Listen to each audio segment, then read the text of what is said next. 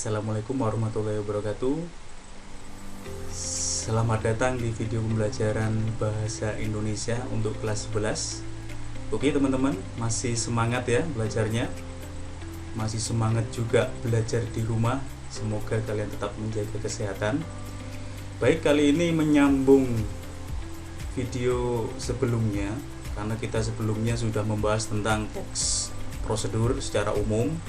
Kali ini kita akan membahas tentang teks prosedur, yaitu unsur-unsur kebahasaan dalam teks prosedur. Nah, unsur kebahasaan teks prosedur untuk kelas 11. Sebenarnya mulai dari sini kalian pasti bertanya-tanya, apa sih unsur kebahasaan itu?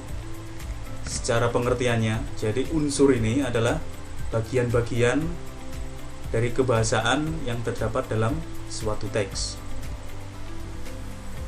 Karena di setiap bentuk teks pasti akan memiliki ciri khas dalam segi kebahasaan yang dapat ditelaah, dipelajari, yang dapat dilihat.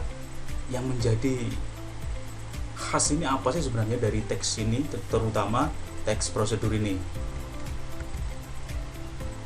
Terus berikutnya adalah apa saja unsur kebahasaannya.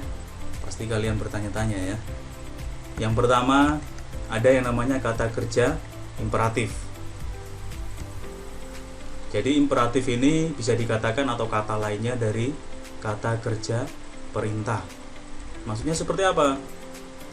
Jadi kata kerja perintah ini pasti akan berisi tentang kalimat perintah atau larangan untuk membaca agar bisa mentaati kata kerja ini yang pada teks prosedur, agar hasil akhirnya itu sesuai dengan apa yang diharapkan. Contohnya di sini saya tampilkan. Putarlah roda belakang untuk memastikan rantai yang terpasang dengan benar. Jangan terlalu kencang atau kendur dalam menentukan ketegangan rantai tersebut. Jadi, kalau kalian lihat di sini ada yang namanya saya beri tanda bold di sini ya, tanda tebal bercetak tebal. Ada kata-kata putarlah. Nah, ini adalah kata kerja perintah. Apalagi dia di dalam tulisannya di sini di kata-kata putarlah ini ditambahi atau kata imbuhannya ada kata lah, putarlah. Terus juga ada kata larangan di sini juga. Nah, jangan terlalu kencang. Di situ saya tebalin kata jangannya. Nah, di sini antara memberikan perintah ada, memberikan saran ada, memberikan larangan juga boleh, itu yang namanya kata kerja imperatif. Jadi sini sudah paham ya? Nanti kalau ada pertanyaan silakan ditanyakan lebih lanjut. Berikutnya yang kedua adalah pernyataan persuasif. Persuasif ini apa? Jadi persuasif ini adalah salah satu bentuk komunikasi yang tujuannya untuk mempengaruhi, untuk mengajak, untuk menghimbau dan meyakinkan orang lain. Nah, dalam konteks prosedur ini pasti pembaca akan diyakinkan, akan diajak, akan dipengaruhi untuk melakukan langkah-langkah tersebut. Contohnya, sebaiknya sebelum Anda tidur, sikat gigi Anda terlebih dulu. Selain itu, gunakanlah pasta gigi putih yang menggunakan bahan alami yang sama sekali tidak mengandung bahan kimia. Kalau kita cermati, persuasifnya di mana? Coba kalian cermati, di situ ada kata-kata sebaiknya sebelum Anda tidur sikat gigilah terlebih dahulu.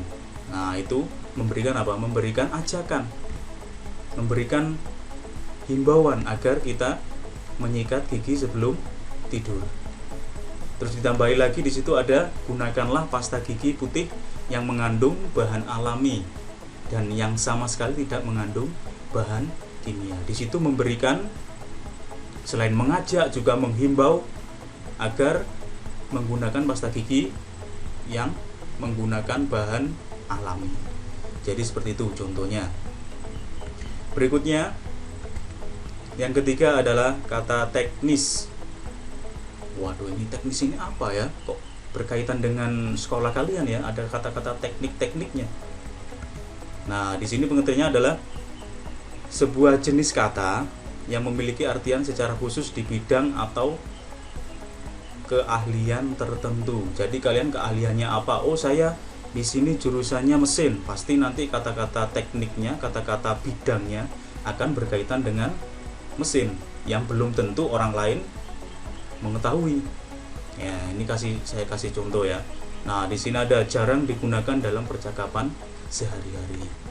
Contohnya di sini dalam bidang kelistrikan. Nah, ada kata ampere, ada kata teknis voltmeter, ada sikring, ada trafo. Nah, jadi kata-kata seperti ini pasti akan lebih mudah dipahami oleh bidang tertentu. Bidang di sini adalah bidang kelistrikan sesuai jurusan kalian nanti. Ya, pasti di sini kalian yang melihat video ini pasti juga ada anak-anak yang jurusannya kelistrikan. Nah, ini yang namanya kata teknis. Berikutnya yaitu deskripsi alat. Di sini adalah gambaran atau penjelasan terperinci tentang benda atau alat yang digunakan, seperti ukuran, jumlah, warna, dan semacamnya. Contohnya yang paling sederhana, pastikan mengisi oli mesin sesuai dengan aturan, yaitu sekitar 1 liter. Deskripsinya apa di sini? Bahwa kita harus menggunakan oli yang ketika ingin digunakan itu harus sesuai dengan aturan, yaitu 1 liter. Di sini adalah yang dijelaskan itu terperinci apanya, ukurannya ya harus 1 liter, jumlahnya. Jadi seperti itu yang dinamakan deskripsi alat. Berikutnya yaitu konjungsi temporal. Di sini konjungsi temporal adalah kata penghubung atau kata hubung biasanya ya, yang menyatakan waktu kegiatan yang hadir bersifat kronologis atau berurutan. Maksudnya gimana? Contohnya di sini. Nah, contoh dari konjungsi temporal itu ada kata kemudian, lalu, selanjutnya, berikutnya, dan setelah itu. Contoh kalimatnya saya tampilkan di sini. Selanjutnya, bubutlah benda kerja yang sudah dipersiapkan, ukuran dan bentuknya dengan teliti. Ada kata-kata selanjutnya. Ini yang dimaksud konjungsi temporal yang bersifat kronologis berurutan ya. Jadi harus berdasarkan waktu, nggak boleh tiba-tiba dihilangi salah satu langkah-langkahnya. Jadi itu tidak boleh karena akan teks prosedur tersebut akan kurang sempurna. Nah, dari beberapa penjelasan saya ini, silakan kalian cermati, silakan kalian baca-baca buku paket LKS. Jika ada pertanyaan lebih lanjut, nanti bisa menghubungi guru mata pelajaran yang mengampu kalian. Jadi cukup sampai di sini dulu. Sampai ketemu di video-video pembelajaran berikutnya. Tetap semangat, tetap belajar dari rumah. Semoga kalian tetap dijaga kesehatannya oleh Tuhan Yang Maha Esa. Terima kasih atas perhatiannya. Sampai jumpa. Wassalamualaikum warahmatullahi wabarakatuh.